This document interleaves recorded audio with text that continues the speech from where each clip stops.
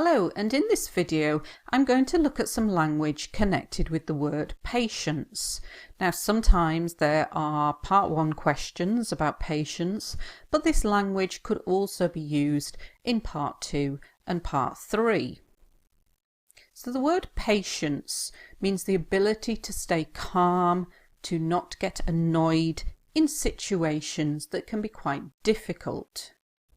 The adjective is patient, so this means to accept or tolerate delays or problems or suffering without becoming annoyed or anxious.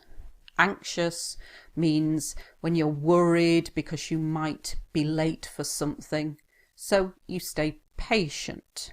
For example, when I was younger, I wasn't particularly patient, but as I have got older, I have become infinitely more patient.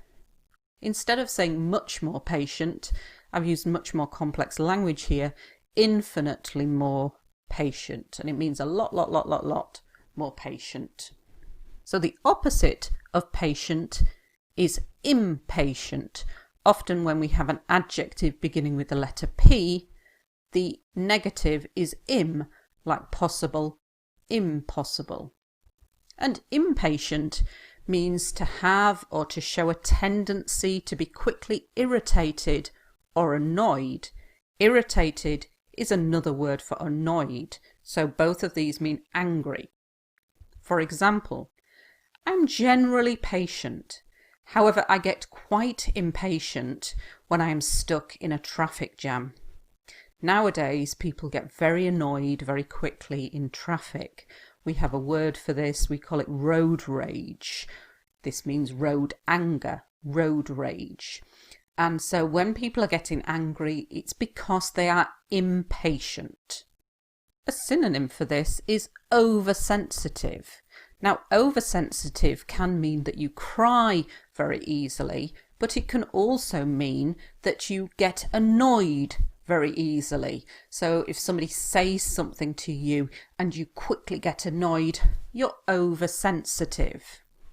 If I'm particularly tired, then I tend to be more oversensitive than usual. So often when people are tired and somebody says something, they get annoyed quickly, and this means to be oversensitive. Easygoing is very similar to patient. If you're easygoing, you're very relaxed, you're very tolerant in your attitude or your manner, so how you are. For example, on the whole, I'm quite easygoing, but I get annoyed when people are late for meetings. So in part 1, if you are asked a question such as, were you patient when you were younger? You can talk about maybe being impatient when you were younger and more oversensitive, but as you've grown older, you've become more patient and more easygoing. So these are very useful words, particularly for that part 1 topic. But remember, you can use them in part 2 if you are describing a situation. Describe a situation in which you were late for something, for example. So I was stuck in traffic. I became increasingly impatient. I'm very oversensitive when I'm delayed because of traffic jams. Normally I'm an easygoing person, but on that occasion I got very irritated. So it's very useful to have lots of language for other topics as well. So let's have a look at a couple of phrases connected with patience. So to lose your temper. This means to become very angry. So when somebody gets very annoyed and they start shouting, this is called to lose your temper. I very rarely lose my temper nowadays. I lost it much more when I was younger, but I've learnt to control it now.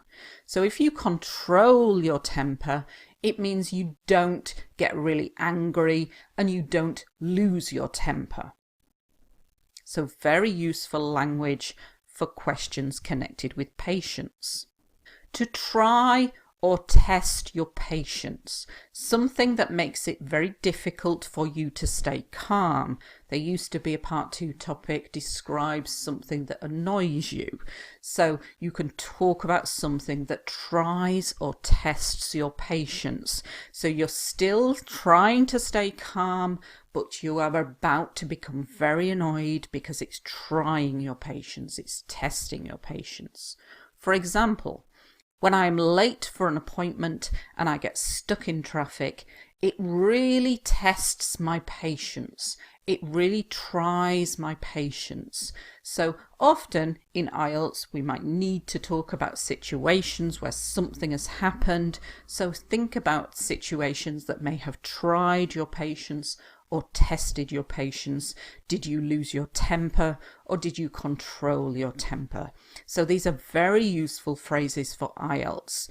Remember, IELTS is a test of language, so you need to go into that exam with as much complex language that you are able to use as possible. Make lists of language that you could use and that you can use in lots of different questions, particularly in part 2. And I think these are very useful. If it's describe a person who, you can say this is a very easygoing person, he very rarely loses his temper.